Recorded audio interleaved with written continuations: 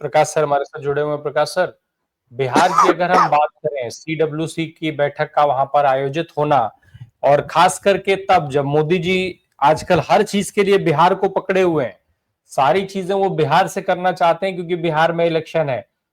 मारे जाते हैं लोग जम्मू कश्मीर में, जहां वो कभी नहीं जाते हैं मारे जाने से आज तक, लेकिन उसका अनाउंसमेंट करने वो बिहार जाते हैं।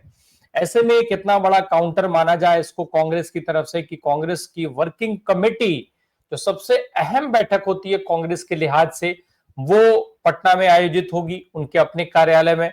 वहां से मुद्दे तय किए जाने की बात सामने आ रही है, मुद्दों ऊपर बात होने की बात हो रही है, मुद्दे तय होंगे कि क्या, कैसे, और जो है वो किस चीज को आगे रख करके बिहार का चुनाव लड़ा जाएगा। कितनी अहमियत है इस सीडब्ल्यूसी के बैठक की ऐसे समय में, प्रकाश सर? देखिए राम भाई, कांग्रेस वर्किंग कमेटी जो है ये तो जाहिर है कि कांग्रेस की ये सबसे ऊंची कहने का मतलब ये है, मैंने जगह है जहां से जगह बोलो या उनका संगठन बोलो, तो जो कांग्रेस में कई साल ये कर चुका है ऐसे लोग वहां पे रहते हैं। लेकिन हमको ये भी पहले समझना पड़ेगा कि क्या वाकई में कांग्रेस ने इतने सालों में कुछ सीखा है क्या। मैंने तो कई ऐसे लोग देखे, अभी देखिए इतना सब होने के बाद में भी हमारे स्टेट के अंदर ही कांग्रेस वालों की क्या परिस्थिति। हमारे अकोला शहर से एक कांग्रेस का करीब करीब पिछले 50 साल का एकदम हार्ड कोर वर्कर, उसकी बेचारी की डेथ हो गई। लेकिन क्या आप मान सकते हो कि उसकी डेथ होने के बाद में मुश्किल से एक 10-15 कांग्रेसी उसके अंदर थे, बाकी थी ठीक है वो उससे समाज के लोग थे, यानी वो सिख समाज से था, पंजाबी। तो लेकिन कांग्रेस यानी मैं बताता हूं कि उसने पूरी कांग्रेस को जिंदा रखा है पूरे अकोला के अंदर, महाराष्ट्र के अंदर।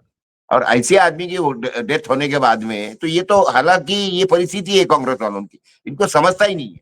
तो ऐसे पार्टी के अंदर कांग्रेस के लिए काम करेगा कौन, ये पहले एक समझना चाहिए। तो जिस तरीके से पिछले बार में मैंने एक बार बोला था कि कांग्रेस को बाहर के दुश्मनी की जरूरत ही नहीं है। कांग्रेस के अंदर के उनके खुद के जो स्लीपर सेल है भाजपा के, उसके अंदर डाले हुए, और जो वहां पे बैठ के कांग्रेस के अंदर, क्योंकि अभी इनके बाद में कैडर बचा नहीं, अभी वो कैडर बनाने की कोशिश कर रहे हैं कांग्रेस वाले। ठीक है, देर देर आए दुरुस्त आए। तो बातें ऐसी है कि अब ये ठीक है, ये तो मीटिंग मीटिंग जो पार्टी है ये सब चलती रहेंगी, उसकी वहां पर उनका कुछ एजेंडा फिक्स हो जाएगा, आदमियों को जवाबदारी दी जाएगी उसके अंदर। लेकिन हर जिस तरीके से ये जो सारी बातें भारत के अंदर चल रही है, और आप जिसकी जिक्र कर रहे थे कि ये तो आजादी की दूसरी लड़ाई है, ये दूसरी लड़ाई नहीं है साहब। ये उस समय पे जो लड़ाई चली थी, एक बात पहले ध्यान में रखिए कि वो तो आखिरी अंग्रेजों के खिलाफ में चल रही थी ना। ये तो हमारे लोगों के साथ में लड़ाई करने वाली बात है, ये तो क्रांति की बात है, एक बात समझ लीजिए। ये इसके सिवा मैं इसका दूसरा कोई उपमा नहीं दे सकता हूँ, ये क्रांति होने वाली है। और ये जो होट चोरी हो रही है ना, होट चोरी नहीं है सर, ये ओठों की डकैती है। चोरी एक जगह जगह पे होती है, छोटी बड़ी होती है, भुट्टे चोरी होती है, ये ठीक है।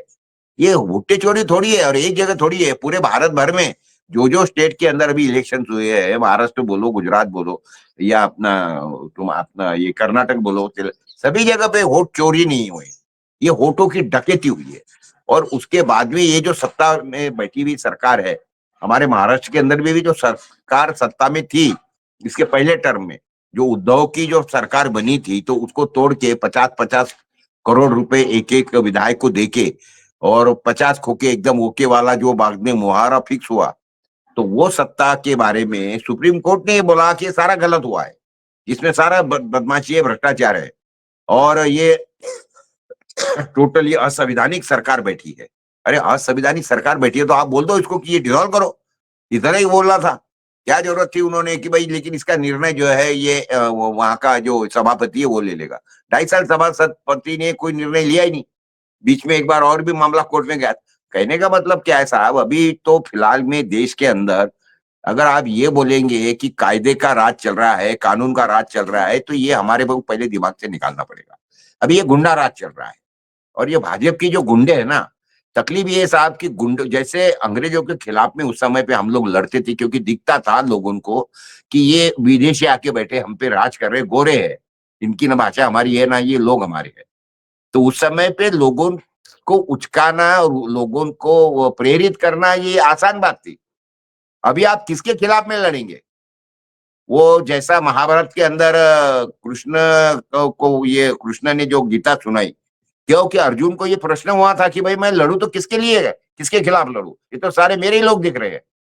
तो ऐसे इसके अंदर की ये अभी कोई कृष्ण की जरूरत है कि जो इस तरीके से गीता सुनाए, और जो अर्जुन हमारे देश के बैठे हैं सबके सब, क्योंकि देखिए ये जो भी इनके स्लीपर सेल के या इनके मोदी अंधा भक्त है, अरे आजू बाजू में बैठे आपके सब, पता भी नहीं लगेगा कौन इसके अंदर।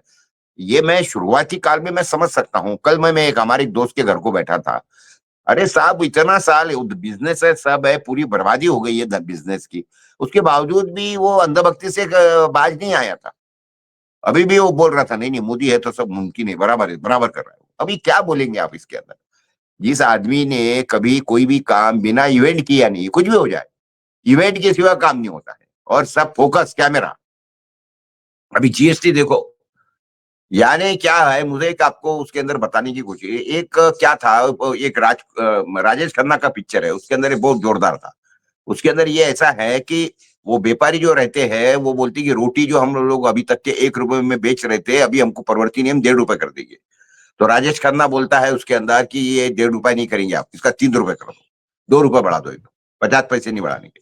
वो व्यापारी बोलते हैं कि नहीं नहीं साहब ये तो लोग मारेंगे। अरे बोलते मैं बोल रहा हूँ तुम्हारे को 3 रुपए करो। वो 3 रुपए हो जाती है, गांव के अंदर हो हल्ला हो जाता है, सारे लोग आते हैं, राजा के पास में आ जाते हैं, चिल्लाते, मोर्चा वोर्चा लेके आ जाते।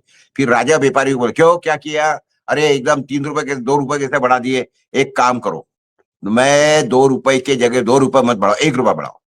अभी देखो साहब, यानी वो व्यापारी तो सिर्फ 50 पैसे की बात कर रहे थे, उनको 1 रुपया बढ़ के मिलता है। तो ये इसी तरीके से जीएसटी का हो गया है। अरे तुमने इतनी साल गलत तरीके से जीएसटी लगाई, उसकी इतनी लूट कर दी, और अभी उसके बाद में तुम थोड़ा बहुत कम करने की बातें करते हो, और कम भी करिए ना, सारी बेवकूफी है सर। अभी तो लोगों को पता नहीं लगा है। जैसे किसानों को अगर समझ लो इंसेक्टिसाइड लगता है ज्यादा, तो इंसेक्टिसाइड की जीएसटी कम नहीं हुई है। जो चीजें कम बिकती है, कम लगती है, उसकी जीएसटी कम कर दी है इन्होंने, और उसके बाद भी उसका उत्सव मना रहे। अरे तुम पहले ये बोलो जो लूटा इसके पहले इतने सालों से, 8 साल से, उसका क्या, उसका हिसाब कौन देगा? उसकी वो लूट वापसी कौन करेगा? तो ये सारी बातें जो है अभी, मैं तो ये चाहता हूं कि बिहार की हालत सुधरे, क्योंकि क्या है कि देखिए मैं तो देखता हूँ, मेरा बिजनेस है, मेरे यहाँ तो कई बिहारी लोग आते हैं काम के लिए, इसलिए मुझे तो सारी पता है उनकी। देखिए कोई एजुकेशन नाम की कोई बात नहीं है उसके बाद में। और मैं खुद एक बार जब बिहार में गया था, तो बिहार में वहां पे मैं वो हाजीपुर, पटना में, और उसके बाद में अंदर कुछ गांव खेड़े है, वहां गया था। जाने को रास्ते नहीं है साहब, रेलवे से आप जा सकते हो सिर्फ। और पानी के दिनों के अंदर तो परिस्थिति ये हो जाती है कि वो आइलैंड्स बन जाते हैं, छोटे छोटे छोटे छोटे छोटे, 6 महीने पानी के अंदर ही रहते लोग बेचारों को, इधर से नहीं उधर जा नहीं सकते, एजुकेशन नहीं है बच्चों के। अभी भी 15 साल के बच्चों की शादी हो जाती है, अभी भी। हमारे पहचान का एक है, वो उसकी शादी हो गई, 15 साल 16 साल की बीवी, उसकी लड़की उसकी बीवी बन गई। उसके बाद में 6 साल भर के अंदर उसको बच्चा हो गया। ये हालत है, और एकदम सुक्कड़, लेकिन काम नहीं, करने में मेहनती है। जो तो ऐसी जब हालत है बिहार की राम भाई, तो ऐसे बिहार को सुधारना ये एक चैलेंज है। बिहार में सबसे ज्यादा गरीबी क्यों है पता है आपको? वो किसान की जो है ना, वहां पे एपीएमसी मंडियां नहीं है, कृषि उपज मंडियां नहीं है वहां पे। तो बाजार में लेके जाना पड़ता माल, और अवने पवने दामों में बिकता है वहां से। लूट जिसको बोलते हैं ना, दिन दहाड़े, वो बिहार में चल रही है। करके ही बिहार की खेती और किसान वहां का मजबूत, ये बिल्कुल टूट गया है जी। हाँ